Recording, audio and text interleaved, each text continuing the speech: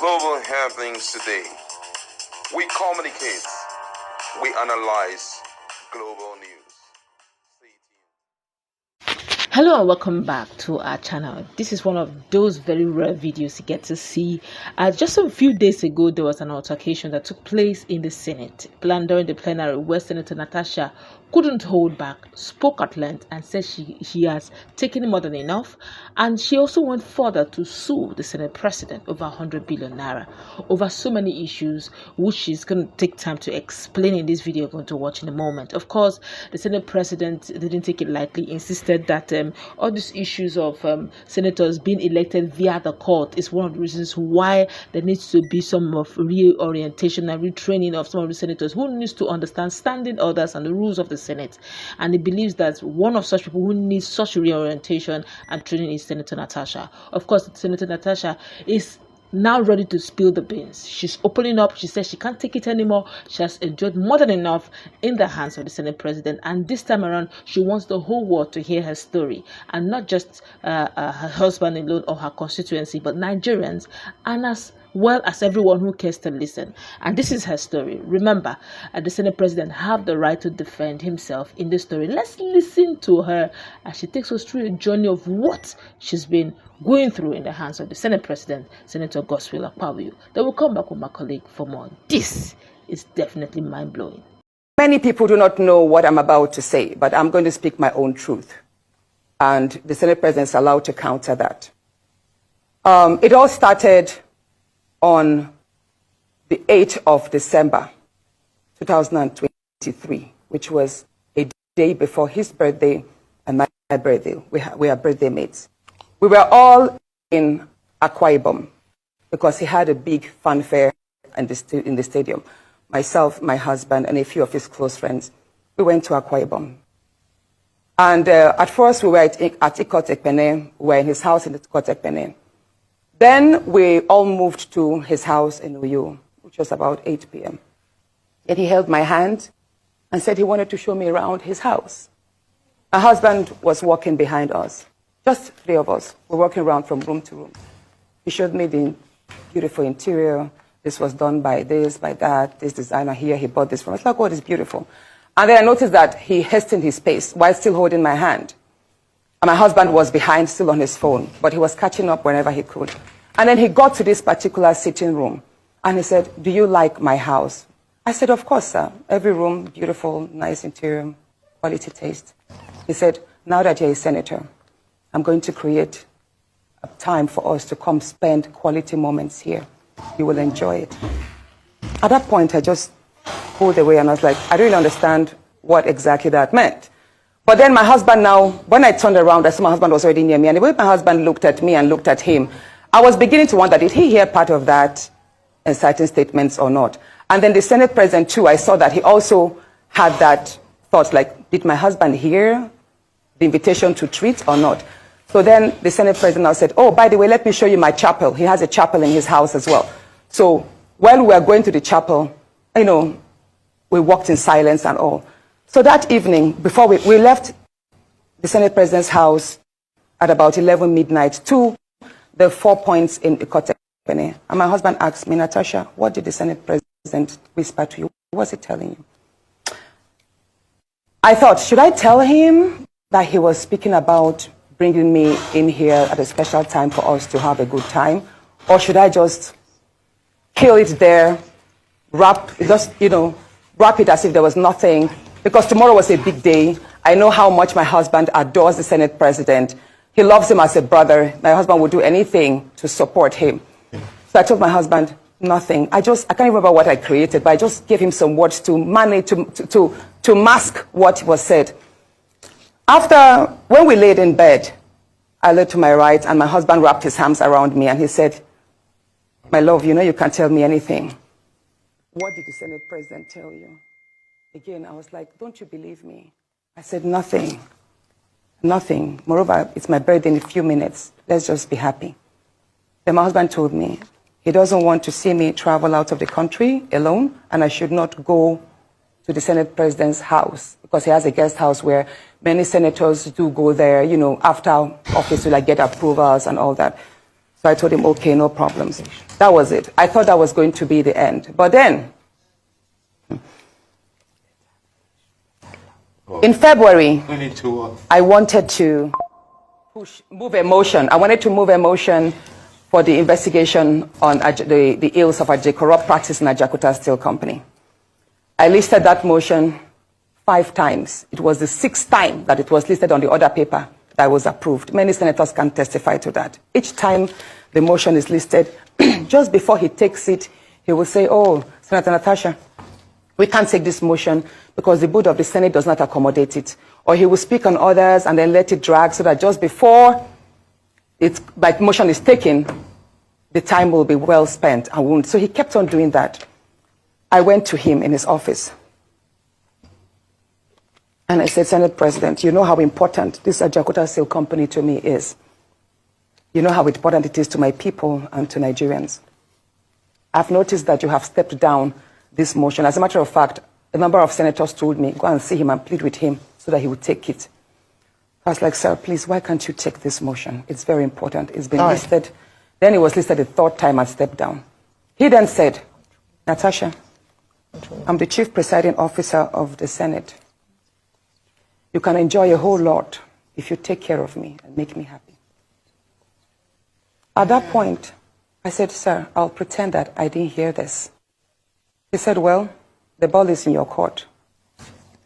I left his office, and when I got home, I told my husband, I didn't tell my husband what happened. I just told my husband, please, can you speak to the Senate President to allow my motion to scale through?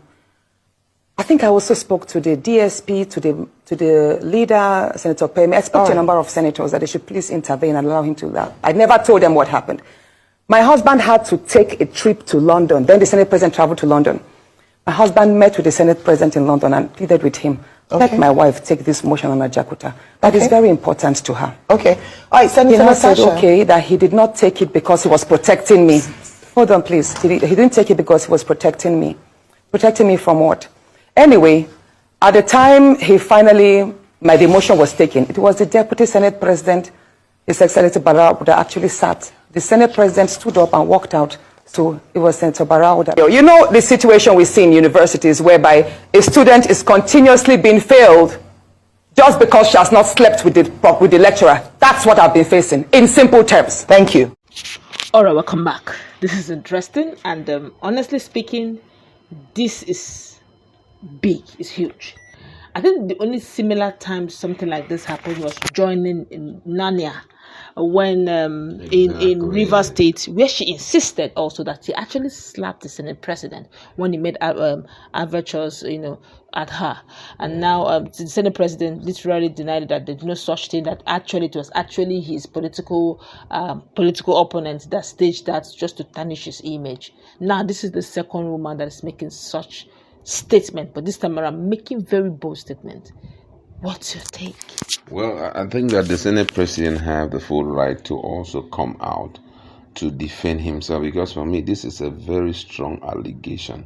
I don't know what the Senate will do about it, but I must say this is a strong allegation. It's not just coming from an outsider, it's coming from a senator like Natasha.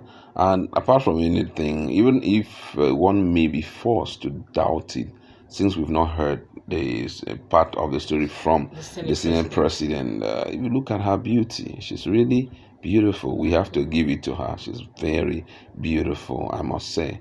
And for her to have that boldness to come out, it therefore means she wants the whole world to judge it, and it's not good enough for the image of the Senate President. Come on. Even the Senate as a whole. Even the Senate as a whole. If there's anything truth in this whole thing, if there's any truth in this whole thing, I don't know if there is any provision in the Senate acts and their rules that in event of this kind of thing taking place, the decision, the disciplinary move that will be taken, and this is not just happening between two senators. This is happening between the senator and an appointed Senate President, or let me say elected, because they elected him, elected Senate President, which means this is going to be such a serious issue that must be dealt with so much so much carefulness. But we are still in Nigeria.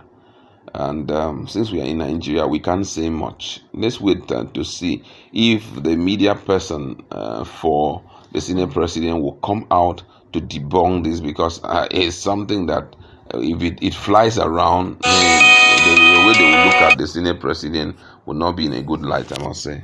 At this rate, I don't think the Senate president should be using his media aid here. He should be talking. He should be the one defending himself. This is not a media aid issue. Was the media aid there when she's making all these statements she's making about them, walking around, sharing the same birthday and all that? Of course, the media aid was not there. They shared the same birthday. Yes, wow. That's the genesis of this whole thing. They share the same birthday. Now, but looking at this, just fairly recently, Ekpesi talked about this whole issue as well, that, the women should be allowed to speak in the Senate. Now, with this kind of allegation, do you think Nigerians would, because she made mention of something very unique.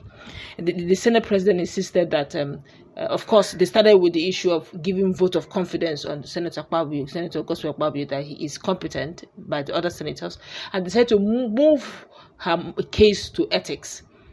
And they have that said to go there, that she's going to go through a probe, through some sort of disciplinary committee and all that. She said she doesn't have a problem with that. That's Senator Natasha saying she doesn't have a problem with that, but on one condition, that they must probe her live. Nigerians must have witnessed the process of her being probed.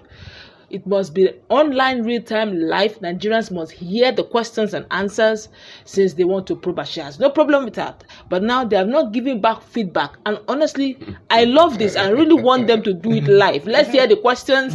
And because, these are employees of Nigerians, the electorate. So we want to know what our employees are doing in the house. We have serious matters and they are busy dealing with things that are not. Come on. And she brought a case as strong as a Jekuta steel. That steel has been dormant for many years.